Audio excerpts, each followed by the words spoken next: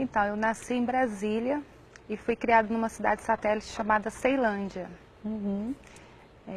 Tenho 36 anos e vim para o Rio há 11 anos atrás. Ah, você gosta de cozinhar? Adoro.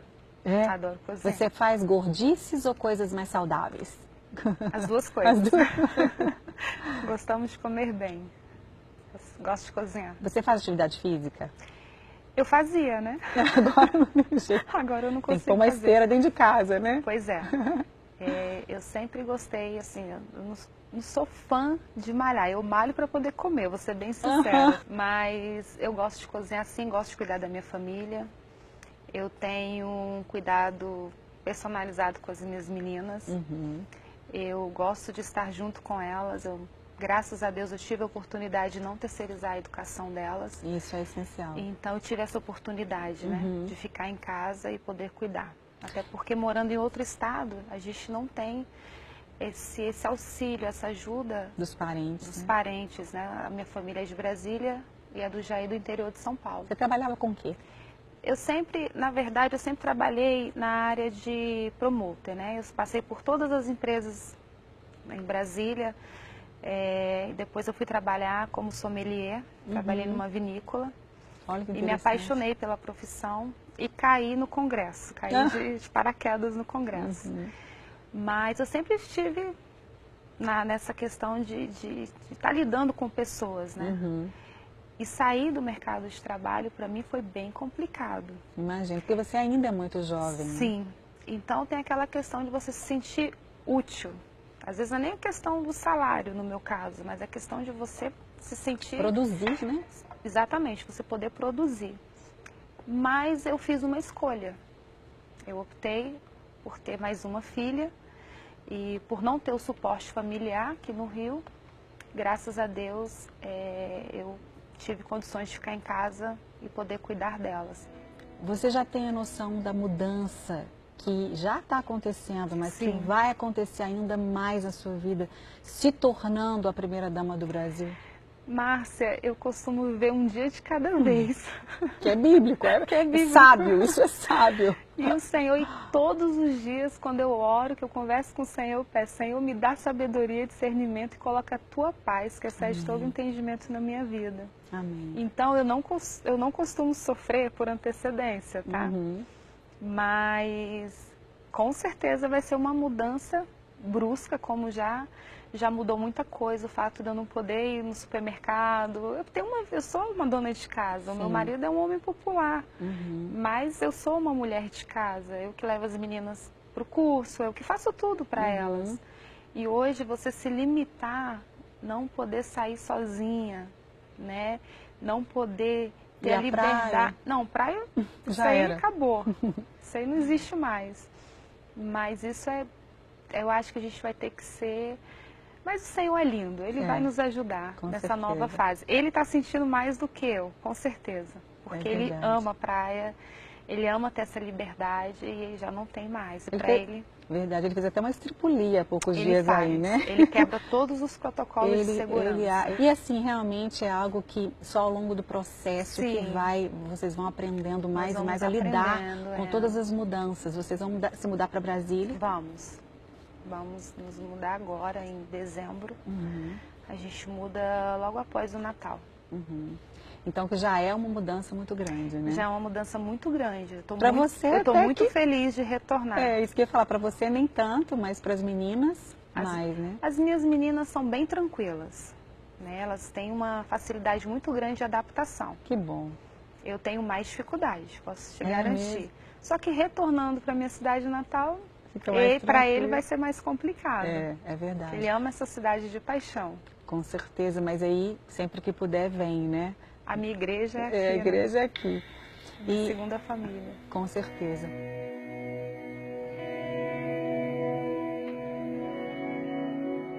Você ficou com medo, você teve medo dele morrer, dele falecer? Não. Como é que foram os sentimentos? Você confiava nas promessas? O Brasil tem muitas promessas, né? E você confiava nessas promessas? Em que você se apegava naquele momento de tanta dor, de tantas dúvidas em relação àquele atentado que ele sofreu? No dia eu estava trabalhando, a gente estava fazendo acessibilidade, estava em um outro bairro, e daí recebi a notícia por telefone, logo em seguida, assim que ele deu entrada na Santa Casa de Misericórdia, eles me ligaram, mas me passaram, tiveram várias informações desencontradas, que tinha sido superficial e que já tinha sido fechado. E naquele momento, eu não senti, não foi um baque para mim, eu fiquei um pouco preocupada. E depois foram surgindo, né, eles fizeram plantão na frente da Santa Casa e foram surgindo informações mais graves, desencontradas também, né, com as informações do boletim médico mais graves. Eu parti para Juiz de Fora tranquila, tá? Quando eu cheguei lá, que eu encontrei com ele na UTI, eu olhei para ele e falei: Senhor, ele não merecia estar nessa situação. Mas eu não tive nenhum momento medo de perder o meu marido. E graças a Deus os meus enteados também tiveram a mesma sensação que eu. E eu falei assim: Senhor, eu sempre falo que quando alguém passa por algum problema, eu falo: o Senhor tem o controle de todas as coisas. E eu sempre crio nessa palavra, que não cai um fio do seu cabelo se não for pelo consentimento dele. E eu me apeguei. Você falar para uma pessoa é uma coisa, agora você ter que acreditar e vivenciar essa palavra foi algo... Eu agradeço ao Senhor, porque Ele me deu muita paz, Márcia, muita. Então, em nenhum momento eu tive medo de perder meu marido. Ele estava muito forte. E o quadro dele era o pior possível, porque aquela facada foi para a morte. Foi uma facada com muita maldade. A pessoa foi muito, muito má. A intenção realmente era para matar. E o Senhor transformou em bênção. Amém. É complicado falar isso, porque eu vi o que meu marido passou na UTI. Mas o quadro era para ser as piores notícias, os piores acontecimentos, e ele só ia progredindo. Então ele é um guerreiro e o Senhor é muito bom. Eu aceitei Jesus na curiosidade. Eu vi um grupo subindo, um grupo de amigos, toda quarta-feira, só que eles não me convidavam. Um belo dia eu falei: eu vou me arrumar, mais ou menos como eles se arrumam, e vou segui-los. Aqui no Rio de Janeiro já? Em Brasília. Em Brasília. Uma igreja batista em Brasília. Primeira igreja batista de Ceilândia. E numa quarta-feira eu resolvi segui-los e eles entraram numa igreja. E eu entrei. Eu era católica, então eu acho que eles não tiveram essa liberdade de me convidar. Eu fui, foi aquele primeiro amor, o grupo de louvor me conquistou. E daí eu senti que era ali que eu tinha que ficar. Deus tinha um propósito para a minha vida. Foi muito rápido. E eu fiquei até 22 anos afastada. Eu casei e vim morar no Rio. E aqui foi bem complicado. Eu saí da minha terra natal. A cultura daqui é bem diferente de Brasília. Os hábitos, né? Então isso me entristeceu um pouco. Então eu comecei a ter depressão, porque eu me casei em Brasília, vim para o Rio, só que meu marido me deixava no Rio e ia trabalhar em Brasília. Então você se sentia muito sozinha? Então me sentia sozinha, apesar de ter minha filha, a Letícia, que é do meu primeiro relacionamento. Ela tinha 5 aninhos na época. E eu não consegui me adaptar tão rápido como a minha filha conseguiu. E nisso eu entrei num processo de depressão. Eu procurei, como eu não sabia andar na Barra da Tijuca, a minha madrasta me orientou: procura uma Universal porque ela sempre fica com as portas abertas. Eu consegui ir numa igreja universal e dali o pastor começou a me acompanhar. E em seguida eu encontrei a minha igreja, a minha antiga igreja, né? Que era a Assembleia de Deus Vitória em Cristo. O que mudou quando você realmente decidiu ficar firme aos pés de Jesus? Eu entendi que a minha alegria vem do Senhor, né? E a minha força vem do Senhor. Então eu não comecei a procurar ter alguma coisa para ser feliz. Eu comecei a entender isso, que independente da situação, a minha alegria tinha que vir do Senhor. E isso mudou completamente a minha vida. E eu me apeguei ao Senhor. E eu entendi que eu tinha que olhar para Ele, não para o homem. Porque o homem é falho, eu sou falha. Então eu teria que me apegar a Ele para eu não... Qualquer eventualidade, qualquer problema que estivesse na igreja, eu continuar firme no Senhor. Isso E é Ele me fundamental. curou. Ele me curou e eu sou extremamente grata a Ele. Eu tenho um tio surdo, né? E ele me ensinou o alfabeto, somente o alfabeto quando eu era pequena, eu devia ter menos de 10 anos na época. E a gente não teve uma convivência muito próxima, apesar de ser tio, ele sempre viajava muito, então dificultava um pouco a nossa relação. Mas ele plantou essa semente na minha vida. E como eu não entendia a cultura surda, eu sempre me mantinha distante dele. No ano de 2015, na ADVEC, chegou um casal de surdos na igreja. E quando eu vi, só que lá eu trabalhava, tinha um ministério, né? A gente servia o gabinete dos pastores. Eu tinha aquela liderança do café da manhã, da IBD, né? Como a igreja era menor, a gente tinha como oferecer esse café. Então, como eu ficava muito atarefada, eu meio que não prestei atenção neles. No dia que eu tive um tempinho para mim ali em cima, porque a igreja é um formato de teatro, eu prestei atenção nesse casal e eu me apaixonei. Eu falei, gente, eu já sei o alfabeto, tudo começa pelo alfabeto. Eu peguei meu caderno, só que como você vai fazer a anotação de um sinal? Né? É um idioma, é uma língua que você tem que fazer as suas anotações, mas eu não sei desenhar, também é complicado você fazer um sinal em movimento. Falei, não, eu vou sentar e vou ficar com eles. Quando eu comecei a me apaixonar, eles foram embora, eles não ficaram nem 2 meses lá. Oh, meu Deus. E aquilo entristeceu muito meu coração, porque eu tinha me achado. Falei, é isso que eu quero para minha vida. Eu orei ao Senhor, Senhor, eu preciso de amigos surdos, eu quero amigos surdos, eu quero uma amiga surda. E olha que coisa mais linda. Quando eu orei ao Senhor, o Senhor me conduziu para a Batista Atitude.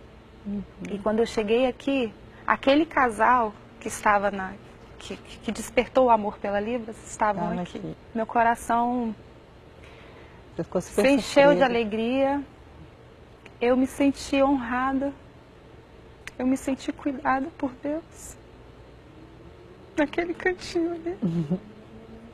Como que Deus conduziu. Eles me emocionam muito.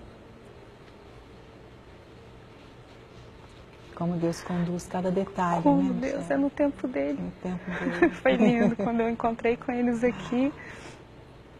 E esse laço é muito forte. Acho que só tinham 5 surdos quando eu cheguei 1 ano atrás. O ministério tinha acabado de começar com a minha líder Elisângela Castelo Branco, maravilhosa, Adriana, minha professora linda, que eu amo.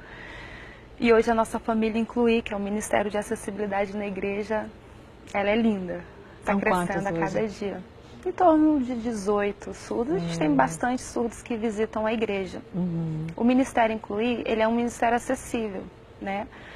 Para pessoas com deficiências, portadores de síndromes e os surdos. Só que o foco hoje são os surdos porque é o maior número, né? O maior número de pessoas na igreja. Eu nunca sonhei, assim, de um dia fazer parte da história. Exatamente. Eu sabia que o Senhor ele tinha muito carinho pela minha vida, mas não imaginava que seria tanto. Porque hoje eu vejo o poder como uma forma de poder ajudar, Exatamente. Não para benefício próprio. E a gente passa por tantos problemas na vida, né? Não tive estrutura familiar, comecei a trabalhar cedo. Então eu fico assim, Senhor, não sei se caiu a ficha ou se é porque eu não sou desse planeta. Senhor, sou eu mesmo? Você já pensou, já parou para pensar, traçar algum plano objetivo de como começar esse trabalho que a gente tem certeza que vai fazer uma diferença estrondosa no nosso país? Sim, eu já comecei a pensar. Já recebi vários convites também, já tive até algumas reuniões também com algumas ONGs. Mais uma semente foi plantada no meu coração. A minha mãe, ela sempre ensinou que a gente não deveria negar água e nem comida para ninguém. Desde pequena ela falava isso pra gente.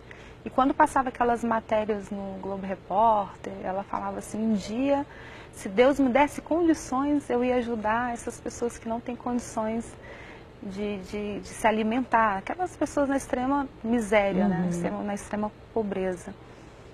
Então, acho que ela falou tanto isso, que Deus ouviu. Eu nem dava bola para o que ela falava, né? Nessa questão em relação ao sertão. Mas isso acho que foi gerando algo no meu coração que, há um tempo atrás, eu comecei a pensar neles com muito carinho. E eu comecei a falar, Senhor, às vezes a gente esquece também, né? É verdade, das orações que a gente faz. E eu comecei a conversar com o Senhor. Pai, se o Senhor me der condições, um dia eu quero ajudar essas pessoas. E às vezes a gente vai lembrando, né? Deus Ele é muito detalhista. O Espírito Santo vai te lembrando. Lembra aquele Ele vai dia lembrando, que você me pediu aquilo? Porque eu tinha até esquecido que um dia eu falei isso para ele. E eu fiz um trato com ele ano passado. Eu falei, Senhor, se o Senhor permitir que meu marido comande essa nação, eu quero fazer a diferença, porque são palavras dele também. Se não for para fazer a diferença, que o Senhor não permita. Amém.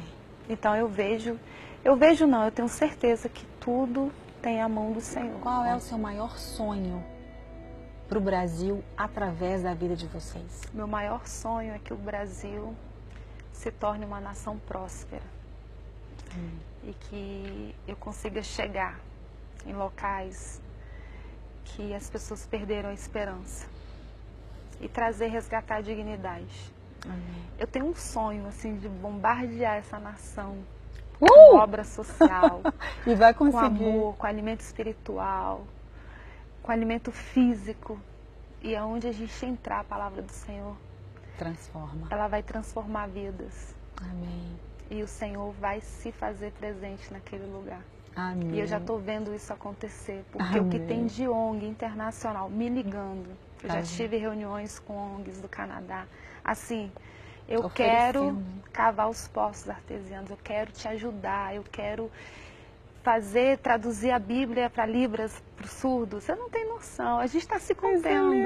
Tem que segurar, tem que segurar. A gente está se contendo. A partir do dia 1º, essa nação vai bombar, essa nação vai prosperar em nome de Jesus. Amém. O Brasil é uma terra abençoada, é um Brasil, uma terra rica. É maravilhosa. Só é mal administrada. E o Senhor, era, né? A partir de agora será. E o Senhor, Ele viu um coração honesto, Ele viu integridade na vida do meu esposo. Amém. Então eu creio que vai se cumprir essa promessa do Senhor. Você acredita, Michele, que ele vai conseguir conquistar aquelas pessoas que têm uma ideia totalmente diferente de quem ele é? Eu creio. Eu creio que esse seja o momento que o Senhor está nos dando para mostrar quem é o Jair Messias. Amém. No coração quebrantado. Já errou? Já errou. Quem nunca errou? Ele tem 63 anos. Mesmo quem tem 5 tem uma ou 2. educação, teve uma educação totalmente diferente da minha. Nós temos uma diferença de idade grande. Mas está amadurecendo, está crescendo. Esse é o momento para ele crescer, esse é o momento para ele ter discernimento, sabedoria para falar. Sempre orei, Senhor, dá sabedoria para o meu marido. Acho que eu concordo.